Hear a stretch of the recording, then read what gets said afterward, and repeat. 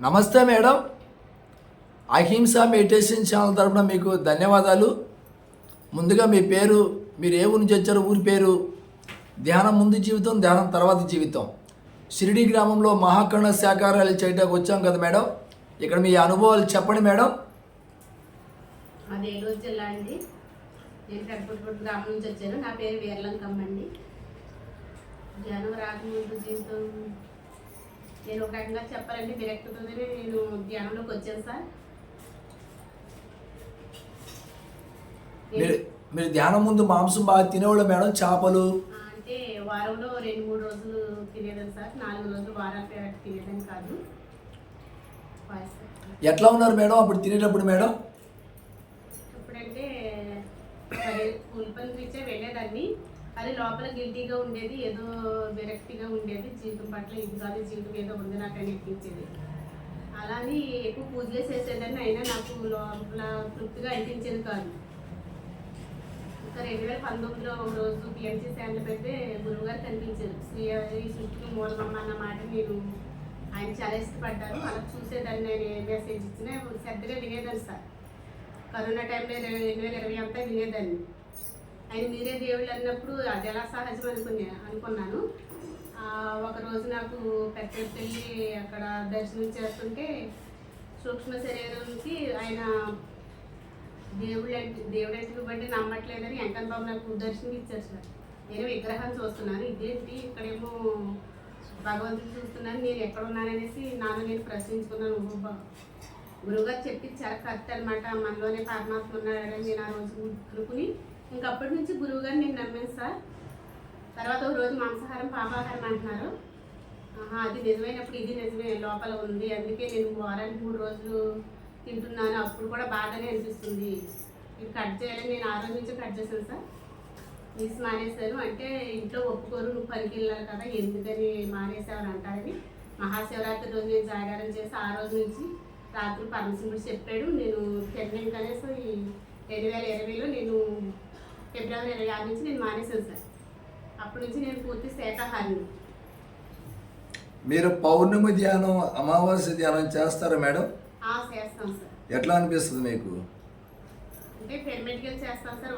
3 రోజులు వీలైతే ఒక రోజు వెళ్తాను. కనపడకాయ పిరమిడ్కి వెళ్తాను సార్. నేను వీలైతే ఒక రోజు 2 రోజులు వెళ్తాను. నాకు 3 రోజుల ముందు 4 రోజుల ముందు నుంచి ఎనర్జీ ఫ్లోర్ అవుతుంది సార్. ఓకే మేడం, మీ పిరమిడ్ శక్తి గురించి చెప్పండి మేడం. పిరమిడ్ శక్తి అంటే నేను ఎక్కువగా బడ్డు మీద కనపడకాయ పిరమిడ్కి వెళ్తాను సార్. వెంకటస్వామి గారు ఉన్నారు, ఆయన ఫోన్ చేస్తాను, నేను వెళ్తాను అక్కడికి. మీకు 3 నేత్రుల్లో దేవుళ్ళు దేవతల్ని ఏమైనా చూడటం కానీ వాళ్ళతో మాట్లాడటం కానీ ఏమైనా ఉందా మేడం? మాట్లాడడం అంటే పడుతుందా సార్, నేను ఎనర్జీ అయితే చూశాను. ఒక యజ్ఞం టైంలో బడ్డు మిల్లో చూశాను సార్. నేను ఫస్ట్ ఎక్స్పీరియన్స్ నాకు 20 రోజులు సంకల్ప జ్ఞానం చేస్తున్నాం మేడం రమ్మంటే వెంకటస్వామి సారు వెళ్ళాను సార్. అక్కడ 20 రోజుల తర్వాత నాలో ఉంచి ఒక ప్రవాహం కింద 20 రోజులు సంకల్ప జ్ఞానం చేసిన తర్వాత థర్డ్ డే నుంచి నా ఒడి నుండి ఎనర్జీ ఫ్లోర్ అయిపోతుంది.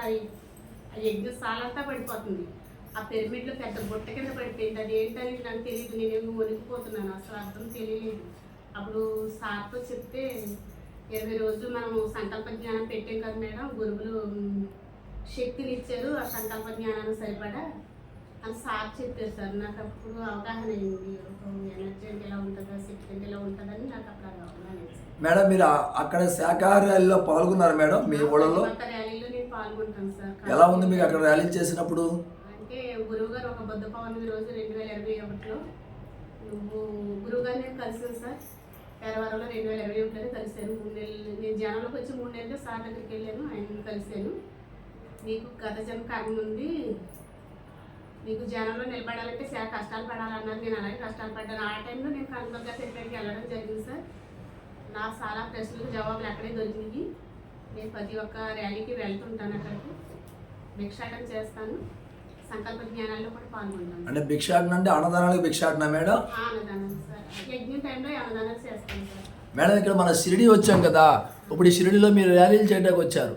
ఇక్కడ ర్యాలీలు ఎట్లా ఉన్నాయి? మీ ర్యాలీలకి ముందు ధ్యానం చేస్తుంటే మీ ఎక్స్పీరియన్స్, ఇక్కడ ర్యాలీల్లో ఎండలో తిరుగుతుంటే ఎట్లా అనిపిస్తుంది, అవన్నీ చెప్పండి మేడం. షిరిడి రావడానికి నేను టికెట్ బుక్ చేసుకున్న తర్వాత ఒక 20 వచ్చే ముందు ఒక నెల ముందు నాకు లేడీస్ ప్రాబ్లమ్ చాలా ఇబ్బంది అయింది సార్. ఎలా వెళ్ళాలనుకున్నాను కానీ చాలా బాగా క్లియర్ అయింది అది. తర్వాత ట్రైన్ ఎక్కిన ఒక గంటకి సారు మనం యజ్ఞంలో ధ్యానంలో కూర్చుందాం మేడం, మనం ర్యాలీ చేయడానికి వెళ్తున్నాం కదా, అక్కడ సంకల్పం చెప్పి కూర్చుందాం, గురువులందరినీ ఆహ్వానించి కూర్చోబెట్టారు. ధ్యానంలో ఒక 5, 6, 10 మంది కూర్చున్నాం సార్. కూర్చున్నాక నేను అలాగే ఒక గంట కూర్చున్న తర్వాత ఒక పైనుంచి ఒక గోల్డెన్ కలర్ ఎనర్జీ అలా ఉండిపోతుంది. ఏమీ తెలియట్లేదు నాకైతే, నా మైండ్ అంతా జీరో అయిపోయింది. అలాగే కళ్ళు కూడా తెరవలేకపోతున్నాను. ఆ టైంలో ఏంటి నాకు అర్థం కావట్లేదని ప్రశ్నించినప్పుడు ఒక అమ్మవారి రూపం కింద ఎర్రచీర కట్టుకుని ఒక సోలంతో ఆవిడ 4 వైపులా తాండం చేసేస్తుంది.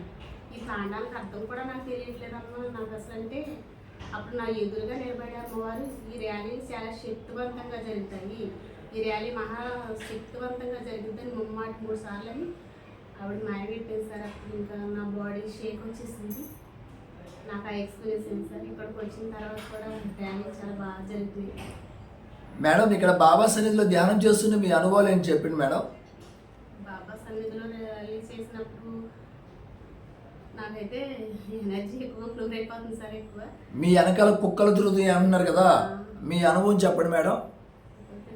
ఒక ఎక్కడ చూసిన అనుభవం బాబాని చూస్తున్న ఫీలింగ్స్ అయితే నాకు వస్తున్నాయి సార్. ఇక్కడ ధ్యానం చేస్తుండగా అమ్మవారు వాసుకి అమ్మవారు ఉన్నారు ఇక్కడ. అక్కడ ధ్యానం చేస్తుండగా ఒక తెల్లని మేఘం లాగా, మేఘం ఆకాశంలో లేకుండా ఇక్కడ భూమి మీద పరిసరం కనిపించింది సార్.